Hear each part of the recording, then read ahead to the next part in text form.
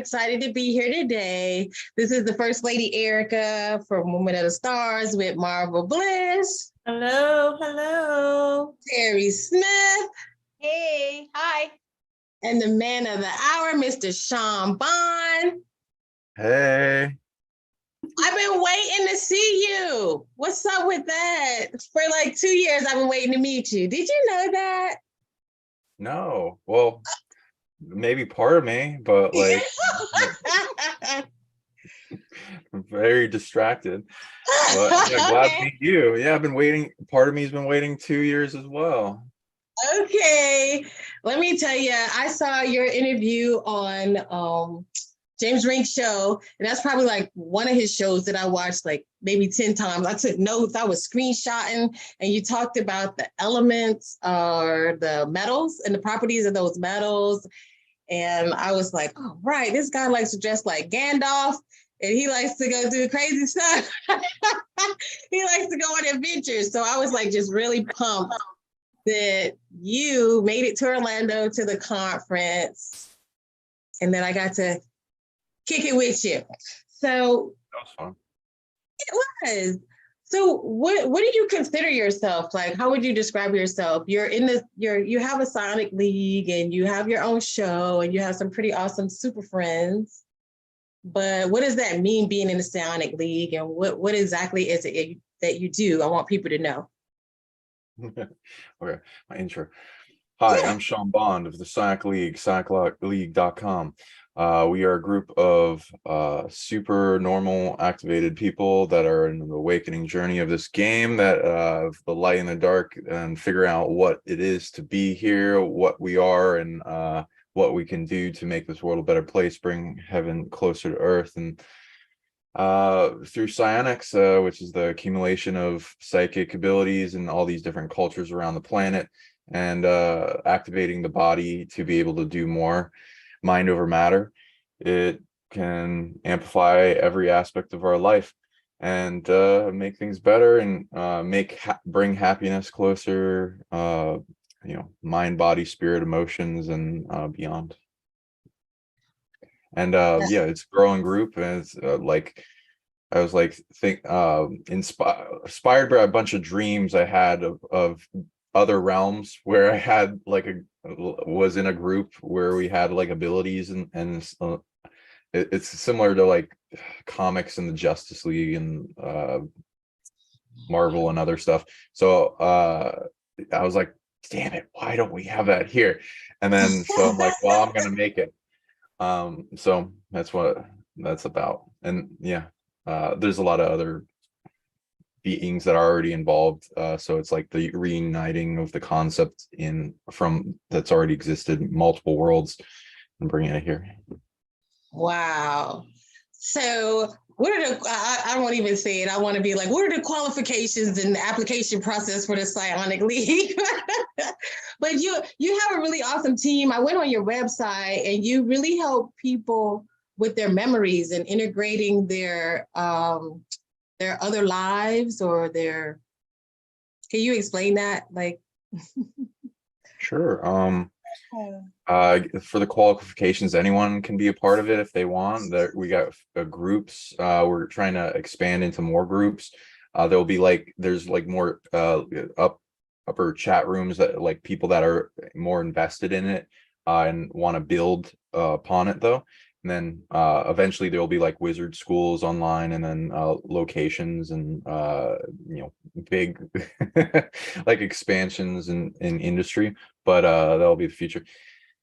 For how I help people, like I went through a whole bunch of stuff that forced me into this world. Otherwise I'd die. So I had to learn a bunch of abilities to overcome trauma and adversity. So then I figure out quickly through trying out and being sensitive to it with what works, and then now use those tools to help other people going through the same thing, integrating wholeness and parts soul shard retrieval, parts wholeness, power, gaining infinite energy if like they're chronic fatigue syndrome, getting rid of the voices in the head, or bringing it to where they're nice and not like shitty and schizophrenic, and like balancing that, all the different mental disorders, as well as things going into memory retrieval and past lives, and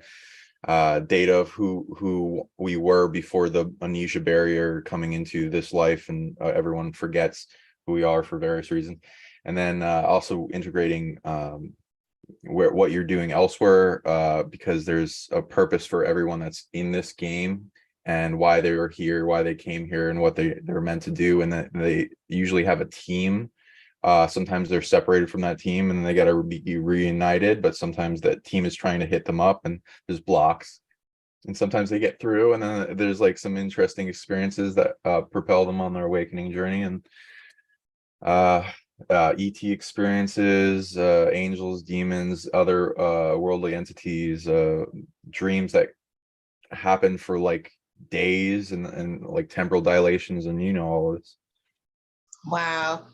So especially when you say dreams, I guess that's like a captivating part for people who can't remember their dreams, or people who are blacking out in the daytime, and just there's missing pieces.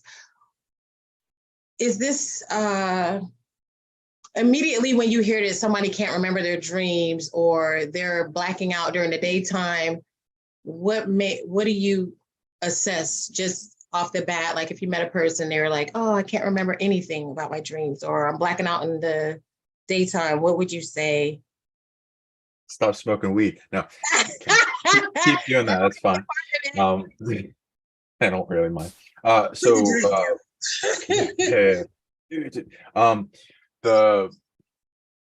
a lot. So it's common. There's ways to overcome it. I've also been through that too. So it's about the physics of the dreaming body and the experience, and be able to sync up the technology. In its purity, it's supposed to be working really well at our youth. It's usually the best it is. And then through traumas and night terrors and nightmares, we go through fear experiences that have a response to not want to see that. So it starts to shut down through our tacit consent, depending on entities that don't want us to have access to abilities, or they want to steal abilities. So there's that. There's stuff with the third eye. The dreaming body is usually centered in the gut brain, so it has to do with detoxing the gut brain, so the mucous membrane is clear of negative data. There's also things draining the energy from us, like batteries, so that'll go into it, because if we don't have enough energy, then it's hard to dream, especially lucid dream. If we have a lot of energy built up, then we can perceive more, dream, and then remember more. The biggest block that I'll see to remembering is usually good to know that we're dreaming all the time, even while awake. Dreaming bodies function like you have a main system energetic layer on top of your body that I use like filing systems to relay. It's all part of this same system of different forms of light spectrum that we're emitting in biophotons, the auric field, etc., and the magnetic field. But I'll just call that the dreaming body. And so that is a local function, and then non-local, which has like biophoton emissions from a distance that are we linked to as a experiencing tech that we can send to non-local realms, and then tune into dream realms, as well as have them internally. Usually they're over cities or group consciousnesses, the aurora borealis, or like places held by the ancestors.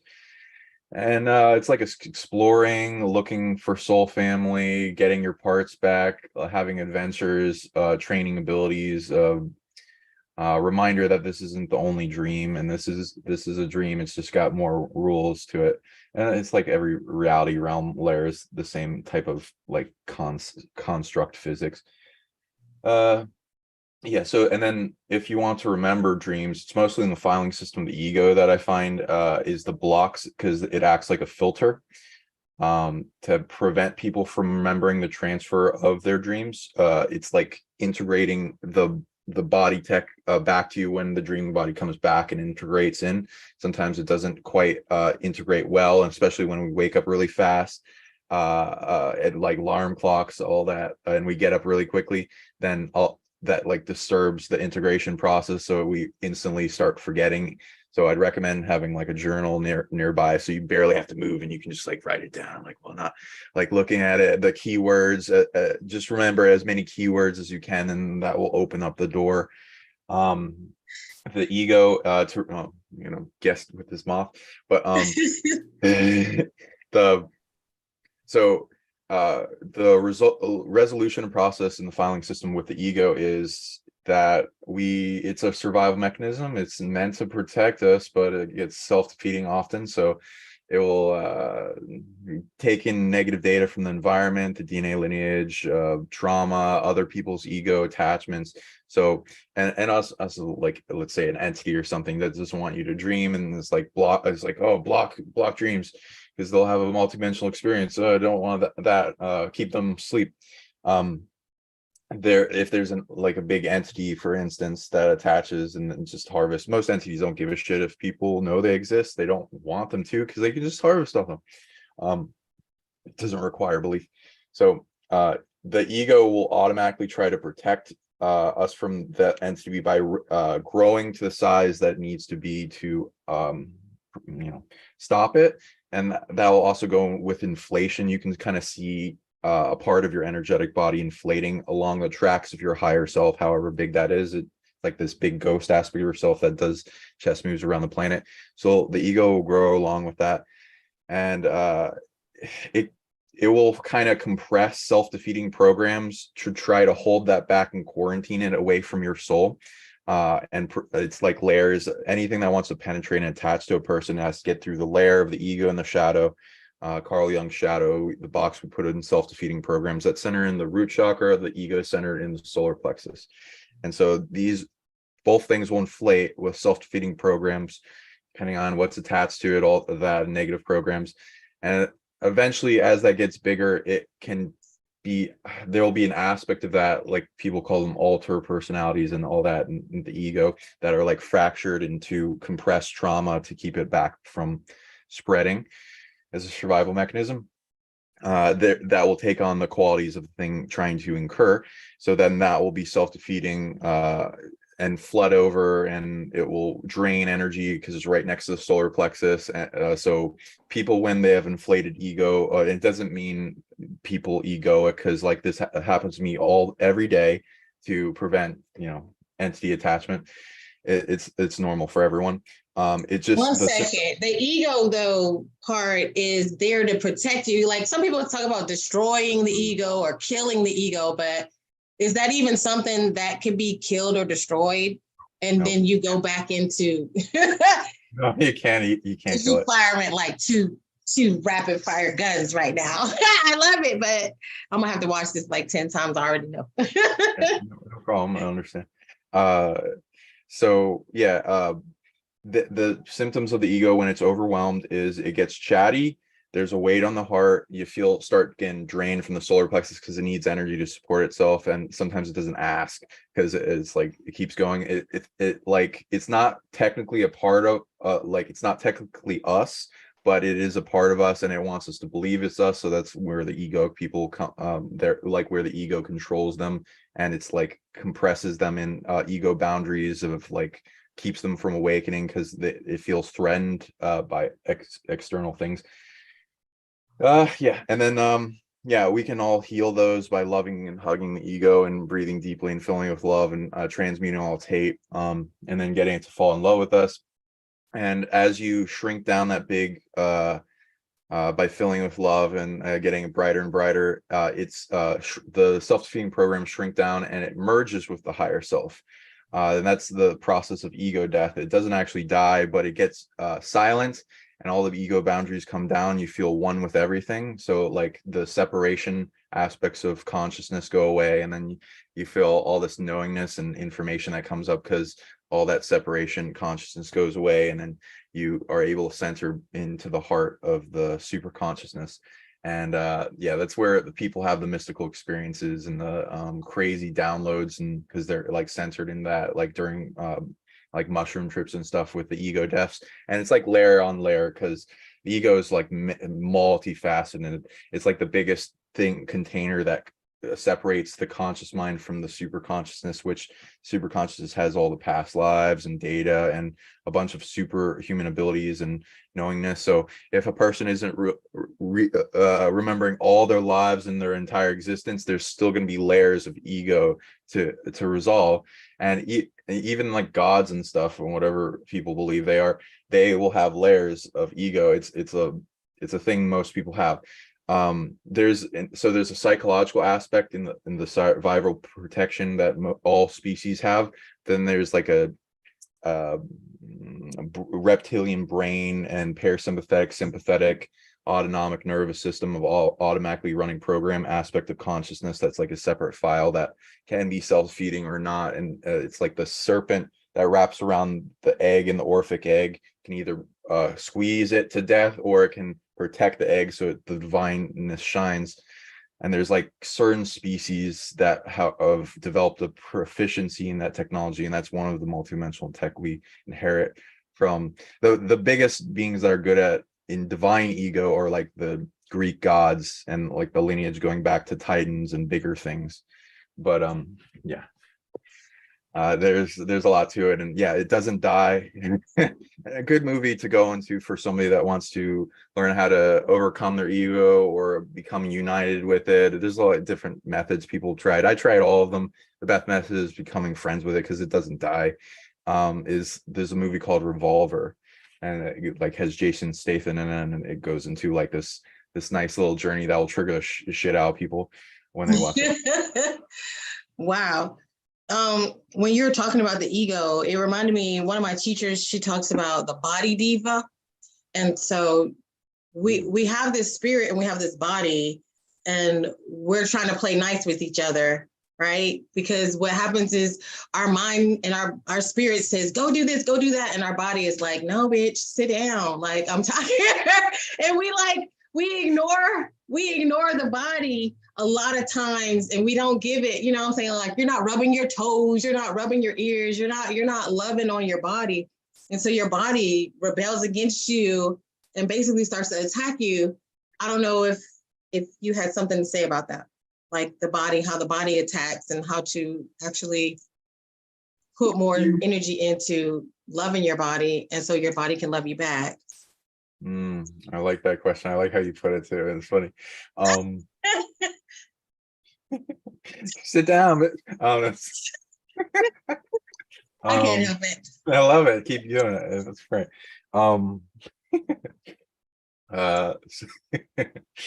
Yeah, and you feel it when the different aspects of yourself like react to different things. Like my ego was laughing right now.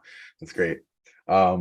So that goes in a lot. Yeah, make filing systems, the different archetypal aspects of personality, psychology, old world magic will go into these things. Every actor that plays a role, it starts forming a personality. Either they're making a whole new one, or they're integrating past life scenarios. Alter personalities will go into this. There's like a deep thing to the symphony of all ourselves. The higher self and all the lower self, and the base desires, the chakra systems, and what we build up from infant consciousness to emotions to ability to fuel our life, to experience love, to our expression, and our ability to perceive, and then our knowingness. So the body, yeah, mind, body, spirit, emotions. All of them have like, give them voices, give them like a council of chairs and their thrones to speak, and then they can talk and tell you what's going on in diagnostic for your body, so that you have a updating constant intuition that tells you what you need to know in yourself, and what's picked up elsewhere. And each technology can be expanded upon, and they often will need attention. Some will be crying from different experiences, like through trauma we've experienced in the past. Big defense mechanism is to put all the trauma, the trapped emotions into little boxes to take care of it later as a survival mechanism, and it keeps going, and it gets triggered by similar events, or depending on how much energy it takes to contain it, because the ego is trying to hold it onto it to protect you. it will like keep coming up over and over again in cycles until we face it. And each one of those containers have different aspects to what they need, what they're wanting, desires,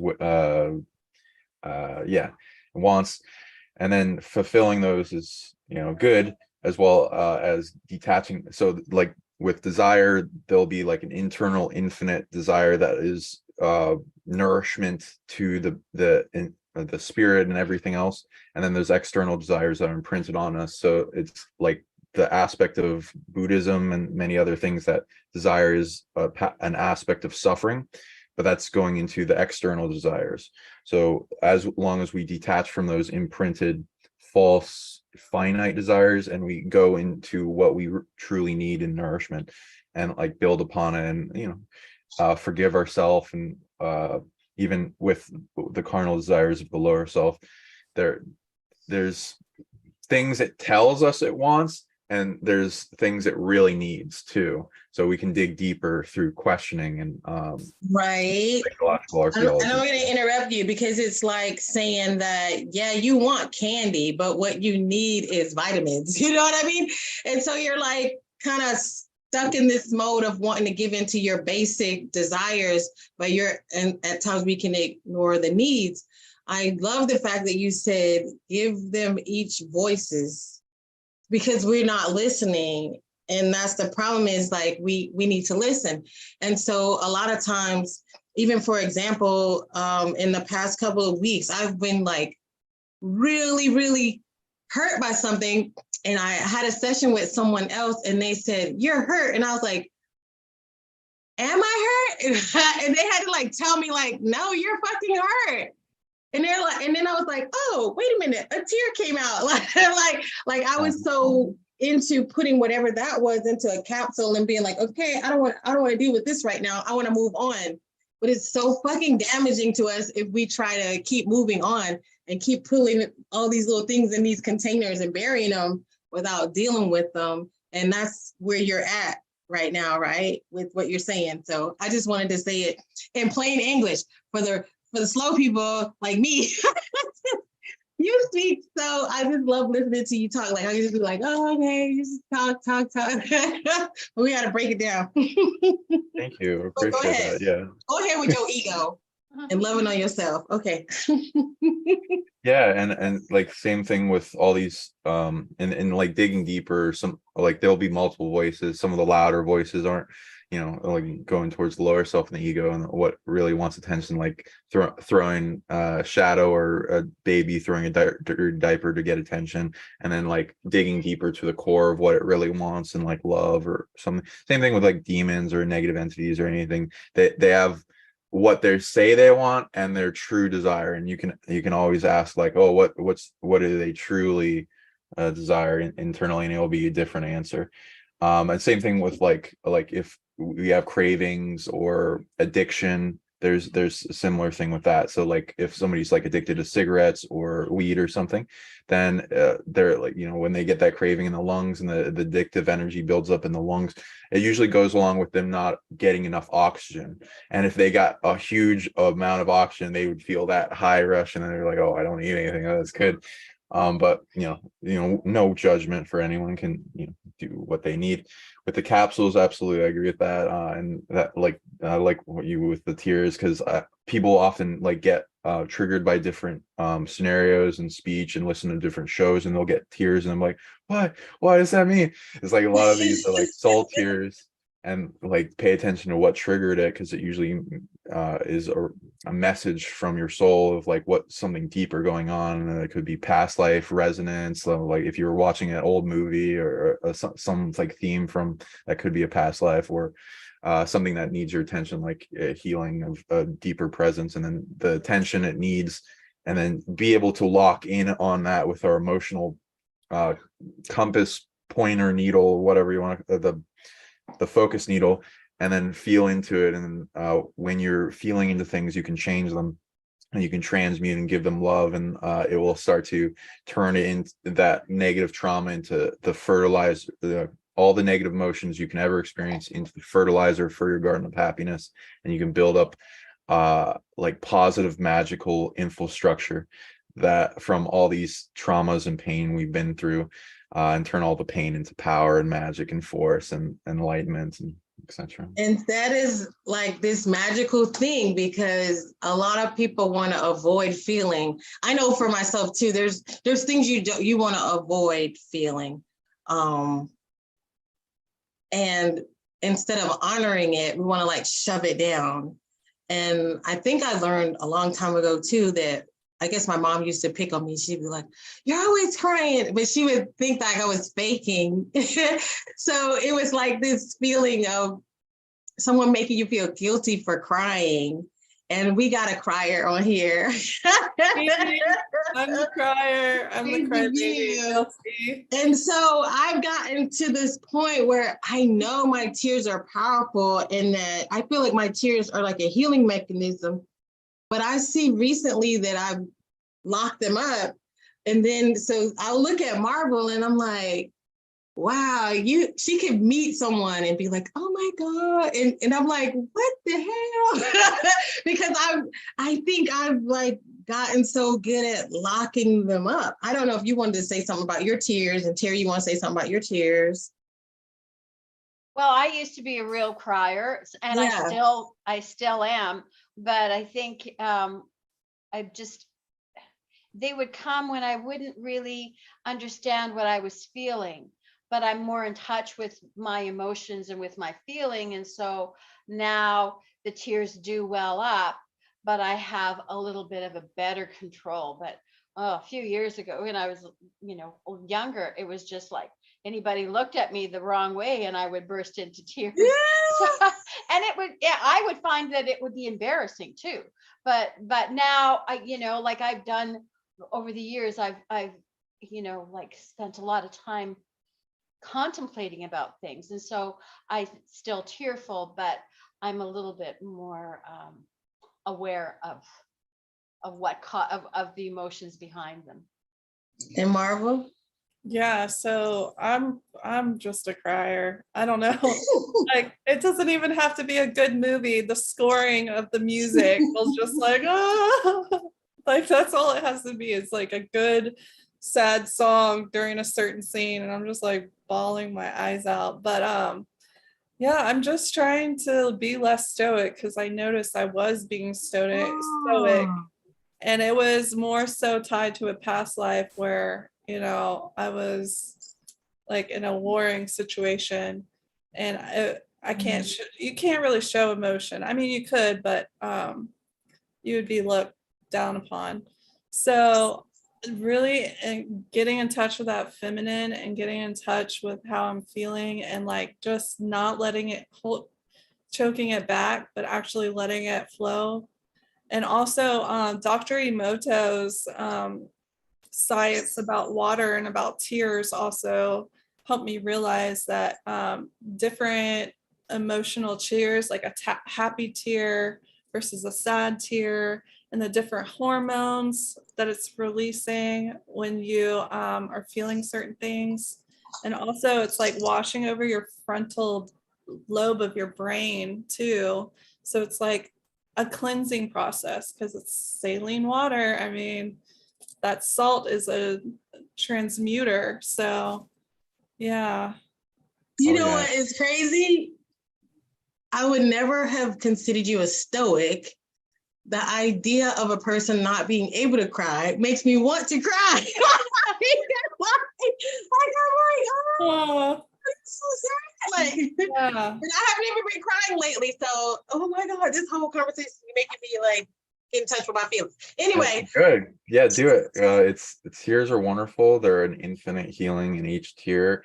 They do so much. They speed up the timeline of growth and healing and purification. They're even used in magic. Like people will bottle a tear and then they'll use it for later, and they can use in like baths and stuff. Oh my God, I need to get a bottle. Yeah, and so like there, especially if you have like different DNA lineages of like mythical creatures and other like founder races and other stuff that are good at that, then that like will amplify it even more. So let that river run free, girl. Oh my gosh. It's good. And and with the soul tears, that even more so. I have a weird thing because I've been kind of like up and down with being able to cry and not being able to cry. After like a thing with a hell realm that my consciousness was put into, and then I cried so much in that it kind of, I can't really cry that much anymore, even if I want to. The last time I cried was when my dad died, which is, you know, a little bit ago. But now I just emotionally explode in a good way, because I use it into working out. So like because I'm good at controlling and influencing emotions, and I'm using it into mastery, and then I'm good at transmuting them. And now I'm like learning infinite energy, and one of my ways to gain infinite energy in like workouts, which I've been doing every day, and I can like work out for hours, and it's wonderful, is like to tap into different emotions. It's like creating fire is a light aspect of a light type of energy or an emotion that I am mastering in the day, and that usually comes from heaven realms that have interacted with me in my life, and me gaining access to that. And that's coming in through with the oxygen as I use breath work, and then taking the carbon that goes into creating fire, which is the shadow or the shadow work in some negative aspect or negative emotion I'm holding on to. A lot of the times it'll either be sadness or some type of variety of that, or anger, or you know, the different you know, explosive energies, and then I'll combine them together with love and acceptance, and then it starts to upwell an explosive amount of energy that like pulses through all my body and muscles, and it's like kind of like screaming internally. And then I just like work out into it like I have a fuck ton of energy all at once, and I just keep going, and then I gear up with the breath work to do it again, and then I can just keep going. So I let out all this emotions that sometimes are in me, sometimes aren't. Sometimes I'll go out and go after a big ape multidimensional predator that stole the authority of this generator. Yeah. That stole the authority of this emotional generator, and then I'll like capture that, and then heal it, and then like the generator of that emotional authority is consciousness itself. So I'm like letting it know that it's okay, and you're in better hands, and I'll treat it well, and then I'll let out all its negative emotions, and then convert it into a positive expression for the world, to go where it needs to go. And then that also helps me in, because I can turn into power, magic, and a bunch of positive things. And if it doesn't want to be transmuted, then I can have it go to where it needs to go. And so I'm kind of every day having a bit of an internal cry, but I don't cry that off like with tears, but energetically and explosively I do. I think in the overall too, when I think about, you know, our purpose and what we're supposed to do is bringing light into the world and helping others.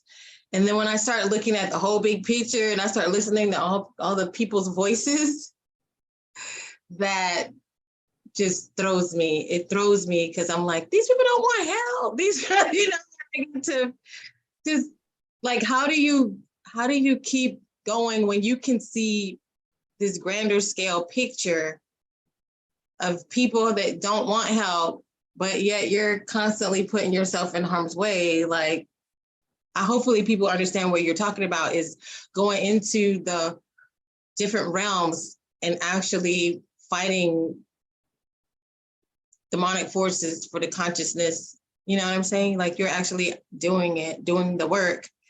And how do you keep doing it when you can be here and be like criticized, and someone's like, get the fuck out of here, you're faking, or you must be crazy, or, you know. And I've seen you too take on a table of 5 and try to and explain your point of view and your level of consciousness. And I'm not even sure how it was received, but how do you do that? How do you? With extreme kindness, and I like look into their spirit and who they are and what they've been through and the pain they're holding on to, and like what is the causation behind the compression of their ego boundaries that lock them into a certain reality. And I have kindness and compassion for that, and I reach deep into their heart, and it's mostly with emotions that I reach them more than anything, and let them speak and hear their truth. And if they want whatever they want to hear, I haven't, like, that was like the last time. I don't usually work with yeah, I don't go deep with like the normies, random people, basically. yeah, because like, I can't take a horse to drink if it doesn't want to. But yeah, like if they want to talk about it, I'm totally open. And some, I used to like, because I didn't used to do that before, and I used to just blurt out stuff to anyone. And it's like kind of because I enjoy blowing my own mind, so I like seeing if I could blow other people, which often like fry their crown a little bit. Yeah, they'll usually like shut down and not want to talk about it or change the subject. But I don't ever do it with anger or any kind of like, you must believe this. So they they don't ever insult me. My sister is the only one that's like kind of done that kind of thing, but I just don't I don't try to take her into anything anymore. And yeah, it's like I can debate them in science like better than most people, so it's not even I'll like whatever, I look for what their bridges are, because you can energetically sense what they're attracted to and what they're interested in, and that's usually going to be their path to awakening success than anything else. A lot of the other ones are like they've mind controlled to stay away from that, and they get negative emotional reactions built up that their ego is ready to flare up to shut down the conversation when you talk about it. So it's like an art to find out where their in is, so that you can like open that investigative passion in them, so that it's like a locomotion to themselves. In other words, basically entice. Don't just throw them a whole steak, but make basically like get them to ask more questions. Because a lot of people think that they're here to like make people or wake people up, and it's damaging to yourself, because you're wasting your time telling people things that they don't want to hear. And pretty much, like, if you go around like opening the container of truth for most people, it's freaking too depressing and overwhelming for them to even receive it in the first place, if you really, really tell people what was going on around you. Right. And so that whole idea of waking people up, like, that's not really your job. And people have a hard time. Well, it kind of is. It's just you gotta have a way, good art. Like, yeah, it's an art. Yeah, you can't like. I can rip your eyelids open, or yeah. I can make, like you say, make you ask questions, like things that make you go, right? Just more of that, opening up the curiosity. Go ahead. People can do that, but the likelihood of you remaining friends with that person is very low. So it's like give or take. Like, do you want to have this person continue in your life? So it's like oftentimes I don't want to like give that up. So it's like I'd rather not, and just like slowly like do things, especially if they bring up a conversation, then that's like them opening the door, so they have no one to blame but themselves. And then that mostly my waking up method is through psionics. It's like there's every type of energy. There's a polarity energy, so you can like look into like what is the causation of their slumber, lack of consciousness and awareness, and you can call it a sleep energy and awake energy as an example, or awareness and unawareness and knowingness, unknowingness. And these type of energies can be mastered and brought to where you can find out when you last had this generator from. A lot of people are not just regular humans here, especially during this time. So you can go back to like what you were before in history, and like a lot of the big powerhouses are here because it takes bravery to be here. So you're like, oh, when's the last time I had awakening generator, or a consciousness or knowingness generator and energy, so you can start producing that energy again, and you can retrieve that part of yourself. Like usually a lot of people lost it at the fall of Atlantis, so there's a lot of things that invaded and stole people's stuff, and so you can like go back in time and send healing and love energy packets back, fortressing, protection, offense, defense, camouflage, loving, detachment, destruction if it's a really big predator, to keep things off of you during that time right before it was stolen, and protect it, and to get that part back through the lives all the way to the present. And then when you get that back, you can heal it up and make it feel safe, because generators will shut down when they don't feel safe, like healing the ego and the shadow. And then when it opens up, it will start producing more and more energy the more safe and fortress it is. And you can do things with the universe and earth to earn the ability to produce more, and then start distributing to your own soul. Like awakening is good to start with the self. The parts of the soul are still dormant and asleep, and they're like surrounded with this big ball of sleep energy, and there's a big chess move over every person, chess game over everyone that's asleep and also awakening, to try to prevent them from, because they have a big outcome on the timeline.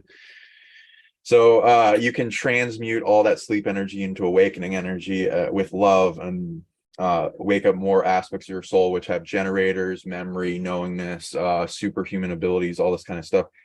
And then they gives more locomotion to fill up your own cup, and then that cup fills over to the surrounding people around you. You can then go out in radius and start waking up the area, and then have a positive impact on the future through the awakening. I'm getting nervous because the electricity is shaking, y'all.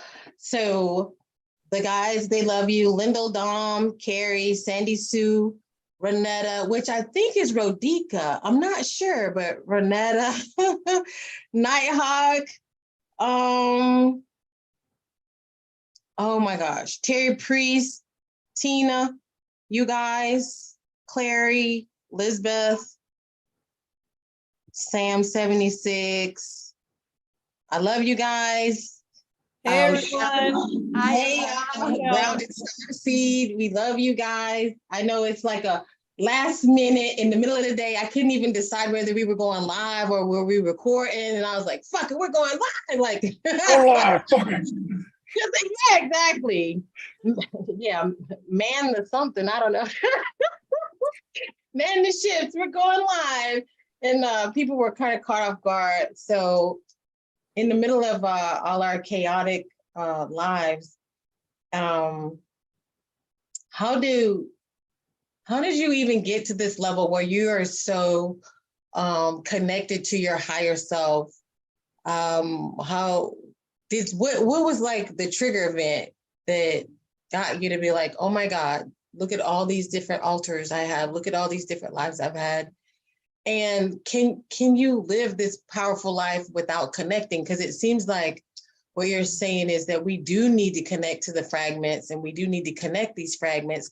I've also heard other people say that altering the fragments is not necessarily a positive thing. Is there ever a case when you should leave your fragments alone? And then two, we're living in this body, this life right now. Is it possible that we have fragments walking around right now, and are we taking anything away from them during our healing, or are we integrating all of this together? What should we be doing with all this integration, and when can it be harmful and when is it good? And I know you like to ask long questions like that because I saw you, so I know you just retain all that. That's how fucking powerful he is, y'all. He got all that. In that long question. Yeah, I got the points of it, so I'll try to answer every one of those. So I appreciate the question. It's a really good one. My awakening journey isn't conventional, so I wouldn't suggest it. My trigger mostly happened through intense amounts of pain and going through a hell realm for a compressed amount of time, and a torturous amount of experiences that propelled me to learn everything that was being used against me, and then have a counter to it, and then because it had all these predators in it, and then learn everything they know, and then become my own apex predator within that, and versions of myself, angelics, and helpful team helping to get me out, and a part of me. And then because I was fractured into millions of pieces, and then after getting out, pulling out all my parts and then integrating them and dealing with all the emotions of each of it, and wanting to deny it happened in the first bit, and then because of all the emotions continuing to come up, and every time I ask, like, why the heck do I gotta go through all this, and it just keep going back to that, and then replaying, and then getting the memories each time I integrate a part of myself. So that's that. But yeah, so not for everyone, so you got a person, if they want to integrate more of their higher self, there is a lower self that contains the shadow and the shadow work and the ego work and the things to overcome that are the shells to the fruit of knowledge. It's like the peels that are in like the kilopath of the tree of life, that are in the Sephiroth of each aspect of our light that turns on. There is something to face, the dragon in the cave, that there's a treasure trove behind it, but we still got to face the dragon. As we're able to face that dragon and overcome it, I prefer doing it through love and integration and transmuting what it's got going on it, and then that being, because a lot of these are ultimately us. Sometimes there are other beings like demons and stuff, but still ultimately going back to source, that is still us. So we can reach to their heart and gain unity with that, with boundaries, of course, so that they don't harm us, and then turn on from their insanity, their sanity, their love, and their ability to feel and know that they're harming themselves, and then bring it back through that compassion and love and then be able to help them release that for them. And then it's like you then integrate that part of yourself, and now you have a big ass dragon version of yourself that can do all these things in unity with you and balancing the light and the dark. So it's when you want to rise and make the light brighter, if the light's on its own, it oftentimes it's like a beacon, and all these dark things in the unseen get attracted to it and then attached to it, and then start draining from it, and it lessens it and wound it, and then bring it back down in light. So the light on its own, unless it's been through a lot and good experiences to protect itself, it can't stabilize itself. So it needs that aspect of you, because we're a walking duality, where and a lot of people reject their dark side, various reasons, because it's the most susceptible to evil. So I like to differentiate. Darkness is not the same as evil, and if you want to bring your dark side out into the light to integrate with it, you got to know moral code really strongly, so you can never. So evil can never change you, because it wants to as you observe it, or it interacts with you and entangles with you. So if you're able to be strong in moral code, you can stabilize, and then you can they can start trading with each other, light and dark. It's like marriage counseling between the polarities. They usually don't like each other, so they're very separate. So you the light's like, oh, he keeps throwing the darkness at me and shadow. I don't like it, and I want to separate. And the dark's Can like, I insert something? Hold this weight by myself. Good. Can I insert something, add something? To me, this is like a person who wants to be a warden at a prison, right? Like, your job is to keep someone else in jail because they've done harm, or like you're the executioner, right? But at the same time, you have to do something dark to achieve this purpose. And at the same time, you're getting tortured because you have to use this dark part of yourself to get this job done. Would that be like an accurate type of analogy to bring that type of example into play? Like, where you do, and then when you say darkness is different from evil, because a lot of people, when I first heard shadow self, I was totally afraid, like, what? They fucking with the shadow, like, like, I don't want to fuck with shadows, but there is a part of ourself that, like you say, like the ego is there for a purpose, that the shadow is actually there for a purpose. So dark is there for a purpose. So hopefully I didn't destroy the continuity of that, but Oh yeah, I can kind of see what you're saying. Yeah, the execution. I'm not too into death penalty and stuff unless it's like, a necessary thing to do with like a really horrible evil, which I have come across things that are like love predators that steal billions of from energy from billions of people, and that lowers the level of love in people so they can't overcome it, because love can conquer everything, but there are levels, and like a certain level, some predator needs, you need a level of love, and if it's limiting your love and so you can't overcome it with love, then the thing you got to do is destruction it, and that goes into if Earth has a bounty on those beings. And when I was first getting in destruction, I'm like, I don't want to do this. I feel like I'm a bad being, and it's like, let's go with moral code. There's bounties on these beings. Have your boundaries. You're allowed to protect yourself in that natural law of do no harm but take no shit. If something comes in your reality and messes with you, takes your stuff, abuses you, harms yourself and the ones you love, sends death energy at you, destruction energy, you're allowed to protect yourself by whatever means to put that offender down. And you don't get any karmic law backlash for that. The universe will align with you. So that's the aspect of the dark, the balancing the right and the left hand. The dark, the light has to do with healing, purity, going into divinity, love, expansion into greater growth. It's like a heaven realm. It's a VIP club that allows expansion of the greatest abilities and capabilities and creations that can come into existence. The dark is like defense, offense, like the root chakra, like like going up and down, the going into destruction, protection, quarantining. It's like the bear, like let's say in the instance, you can also put the divine feminine in the role of the birther of the light. And then the masculine would be the defense container holder that protects it in the boundaries that keeps the darkness of other external things back.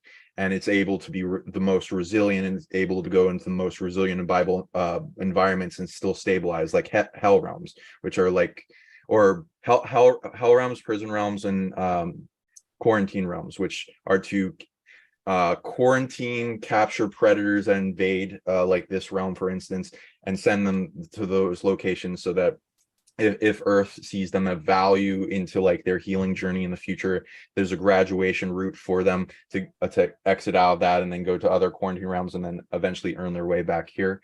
So there's like a balance between our light and our dark. With more, if you have full understanding of moral code, then you can't be overcome by evil, and then you can balance them.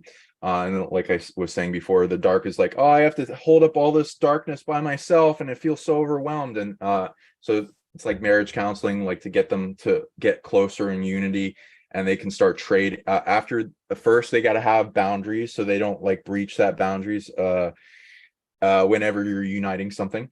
And then when they define that well enough and they don't cross each other's boundaries, they can start trading with each other what they're good at. And the darkness wants purification, healing, love, security, loving detachment, and the light from the dark wants protection, offense, all defense, destruction, all the root chakra stuff to prevent and ground and stabilize and make it easy to survive and thrive in the reality.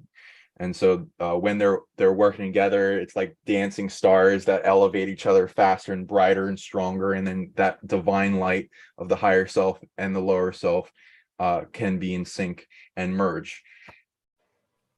And same thing with every polarity, there's a merging process with them, like the masculine and the feminine, and they can birth the divine child, the higher, lower self, the inner child, the inner elder, all these things.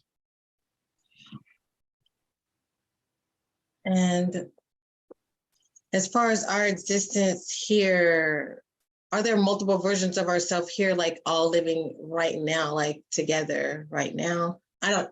Thanks for going in that. I almost forgot. Okay, just I had to check myself because I told you about my memory. So. Yep. If people look up the movie on the show on Netflix, Sense8, that'll go into a very triggery process for simultaneously existing selves that we have around the planet as chess moves to learn skills that we won't eventually link up with and track back and contact telepathically. But be careful. you don't want to contact a sleep version right away. You want to influence them to awaken, because if you start talking to them in their mind, they'll probably take medication afterwards, and then it will shut down, and then it's even harder. But if you can start talking to awake ones. Sometimes they're not humans, so sometimes they're inner earth species, or your animal consciousness. This will be the natural process of our light trees. You can see your soul as like or source as like the Big Bang, or whatever, the fractaling of consciousness and the expansion of experience of light in the hologram, light splitting infinitely, that still holds all the data in that oneness, all having its individual freedom and free will to expand and become its own personality. And in some of those branches we claim as ourself. In a group, they can grow, they can go to different planets, planes of existence, and grow to such a tremendousness and capacity and density that they can naturally then divest themselves into multiple experiences at once. So you can see, like, the first time you immigrated to the galaxy, a big higher self version of you centered it into the center of the galaxy, and then expanded out into multiple experiences, and then is now monitoring and managing all those experiences, and giving it nourishment of what they need, and then having them fractal out to more and more experiences as they go. They'll usually still have versions of themselves anchored in different places, and then as they grow in that place, then they will have a part of that migrate to another place and then keep branching out. As you get here, a lot of the times I read souls will put parts of themselves in other realms, like in species, to gain the different tech and experience of that, so they can then carry that to the rest of their being. Some of them will have them like their consciousness in a whole school of fish, whale populations, trees, protecting the rainforest, and learning that part, like a divinity or like an angel, and then going through the different experiences. And then, of course, with the human experience, there's a lot of remedy and transmutation and resolution of drama from past, and overcoming of all these traumas and things we originally came here to do, and with the intelligence and being a big protector for the planet. And people can train every time you come to a planet. There's a lot of purposes and goals for coming. They can go through the school of each planet and then learn how to do everything the planet can do if they want. They want to know if you're going to be a part of the galactic dudes, because they're like, we want you. I'm gonna tell you though, it comes with a price. You have to do some work if you want to get these questions. I got initiation. Yeah, not you. I'm telling them, because I expect for us to go out and do this grid work, because you're into doing this work, and I'm looking forward to you dropping some assignments like, hey, I'm telling you about these big rocks. I know the big rocks are markers. They're like magnetic markers for ley lines and things like that. And telling you guys, I'm not going to say it, but we're going to do some work. And I'm like, Captain, tell me what you want us to do on what day, what time. And we all just go out and just start doing this work. That's what I'm excited about. So listening to what you said, though, they were really excited about, like, is he going to be a galactic dude? But listening to what you said is, it comes to mind that what possibly that you could be saying, when we get our animal totem and things like that, that it's partly a portion of us in our own animal totem. Like our souls have connected to that, and that's how it ends up being our animal totem. Is that possibly? Like, do you understand what I'm saying?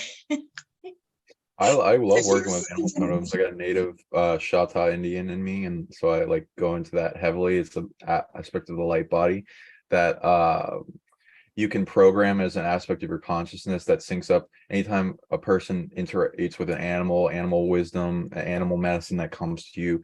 You can start trading with that animal. And then one of the technologies you can gain is an aspect of your light body that extends and expresses itself as that animal with its gifts, its knowledge, its medicine. And it can be a thing that you're like, oh, eagle self, go out and search for and things and help me manifest this in my life, or whatever the animal type is go out. And I usually see like totem upgrades as like achievements in video games that people have earned when I was reading when I read them, like a totem pole that like goes upwards, and they can like infinitely gain more, but like sometimes they take a lot of effort depending on how big it is with the animal type. So there's a lot of animal I don't know exactly what you're talking about with the galactic dudes, but I'd love to hear more about that. It's a group that we're all in. So we're in the galactic dudes, we're in the galactic chicks, and we work together sharing information. We're in the I don't know what the name of the Jedi group is, but there's a Jedi group, and so we just share things. You know, like the guys, they get together and they just share information like constantly. Like I shared like the grid line maps and the ley line maps and just different information. So just trying to help each other move to a higher level with our own spiritual word. And that word, it comes up, y'all. Word. So they got, some people said big rock anomaly in Okatoks. I guess there's an anomaly in Okatoks. Blue Jay, Hawk connection. Well, so there's Dom. My guess that was Dom that said that. Was that Dom that said that? Yeah, the Blue Jay. Yeah. And I guess now he said the Hawk. So, I mean, it just actually feels so good to hear that you can reach out and use the energy of these different aspects of yourself, because sometimes we get all frustrated about what is immediately in front of us, and we don't realize like, oh, you have this magnificent team.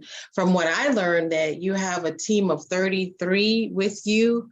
But what do you say, Sean, as far as like what team we have with us, as far as like our ancestors,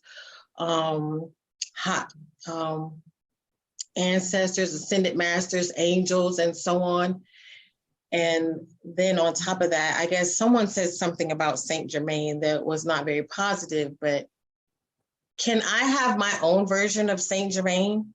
Can I have my own version of a deity that really isn't the same as someone else's? Because some people will say too, Metatron is bad. And it's like, wait a minute, but some people actually use Metatron for good. And so people get kind of in an argument like Saint Germain is bad. No, Saint Germain is good. And to my, I don't know, I just have a distinctive feeling that you might have your own version of Saint Germain and you might not think that that is a positive being, but my version of Saint Germain might be. So I also kind of worry about people going outside of themselves so much to ask somebody else what they feel about Saint Germain or what they feel about Archangel Michael, when you have your own relationship with these beings, and it might be negative for that person, but it might be positive for you. Love the question. And I realize I didn't ask some of your older questions, so I'll like address those real quick, and then I'll go to the ones you brought up real quick. With being careful of the fractured altars and like not like, you know, yes, there's other versions of yourself. If you're integrating all parts of yourself, you can take copies from them so that doesn't interfere with their journey. So it's not going to like rip them out of their body and they're going to collapse or anything like that. And you can like trade towards wholeness. And then there's like sometimes souls will have a goal to like split up and then come back together. And there's also a dark method that they didn't earn the right to gain and divest themselves, so they just fracture themselves, or they fracture minions and they make multiple, and that's more of a they need to come back together or something. They're also with the soul altar things. I haven't really run into an altar that I don't need to integrate, though I got to be gentle with it, and I got to relinquish its fear because it thinks that it will cease to exist if it remerges with my super alter of consciousness. And so you got to like protect it, heal it, give it love, and then breach the gap of negotiating to bring in to realize it's not just going to cease existence, be like a multi-headed hydra in a good way of like its aspect of personality that will then gain all the goodies of the whole collective. For the for your team, the animal totem thing, you can also earn them from your DNA lineage. You can go through your ancestors, familiars, animal spirits that come to you. You can go to different cities. They'll have like different animal totem video game achievements that you can achieve. Like I went to like Seattle one time, and I was like looking at the different animal totems of the different species throughout the city, and it was like really interesting. And I sent my higher self, can you go out and earn all the different totems by like trading and kindly linking to all the animals? And it's like a nice little thing.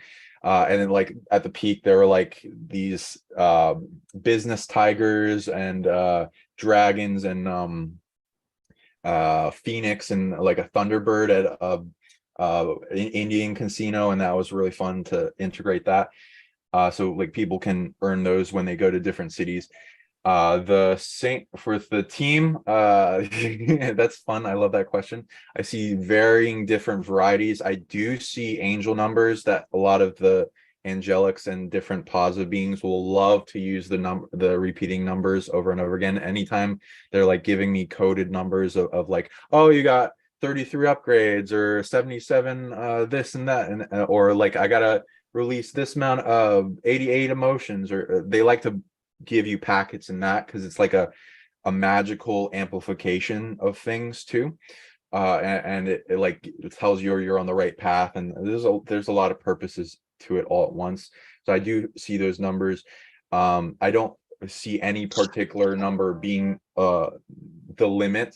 They'll usually go along with commonalities, and you can see like the overall population have a commonality, but people's spiritual entourage can be vast. I usually see an orb above the head that represents the spiritual entourage entanglement of everyone that's working with them.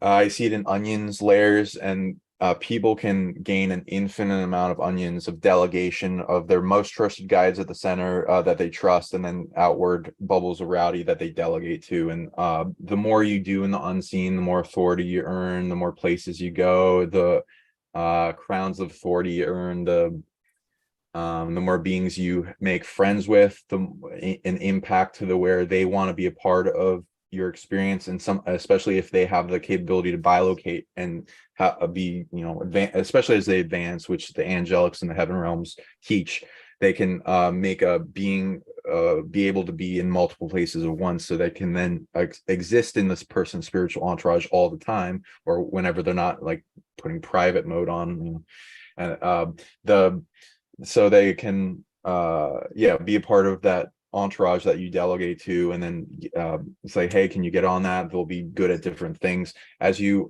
develop into yourself and who you are, your soul abilities, and integrating past lives. That inheritance will also come over. The more responsibility a person takes up, the more power that comes with that. And then that also, like, oh, you integrated this time you're in Lyra, and you had like a bunch of you were a general and you had all these fleets behind you, and that like sometimes physical armies can like show up like when they find out who you are. And then there's some cool things with the spiritual entourage in physical and unseen spiritual that a person can integrate. Sometimes they could be from a distance, light, neutral, dark armies. The dark armies usually have boundaries. You like working with them in quarantine or hell realms, and they beat up negative apex predators and then get soul parts back from all these groups and yourself. And a lot of the superpower abilities that were stolen at the fall of Atlantis were taken by demons, and some people, if they want to get their superpowers, that they have to get them back from the demons in hell, which is not, be careful with that. But if you gain armies, then you can then initiate ways to get these parts back and then distribute them back to the people after you clean them up. And there's all these different purposes and abilities you can go, and this also goes into conjuration, magic, and working with spirits, your guides, guards, sentinels, and going on vision quests and familiars, all of that tech. Then with the Saint Germain thing, a lot of these very powerful mover shakers on the planet are interesting spirits. They're complicated. They're not always cut and dry, light or dark. Would you say morally ambiguous? That was a word that was thrown to me. It's like moral ambiguity when you're dealing with gods and other beings. Nobody is absolutely good and no one's absolutely bad, including ourselves. So there. Right. Exactly. And not everyone has a solidified moral code that is in full alignment with natural law. They go based on their intuition and what is needed at the time. In scenarios like people that are beggars in the street or pirates, they'll have a moral relativistic code based on their situation, what they needed to do to survive, because morals takes a backseat. Morals doesn't change, but people want them to. It's more of like, it's not the priority when you're in a survival situation, but as you get out of survival into thrival, then it's a capability that advances your light faster, and you get more authority.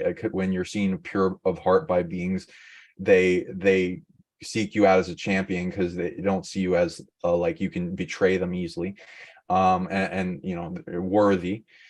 So there's a lot to moral code that I recommend in making it like really good and pure. There you know, with each situation in the remedy of karma, there are people that will make a whole part and branch of themselves that's like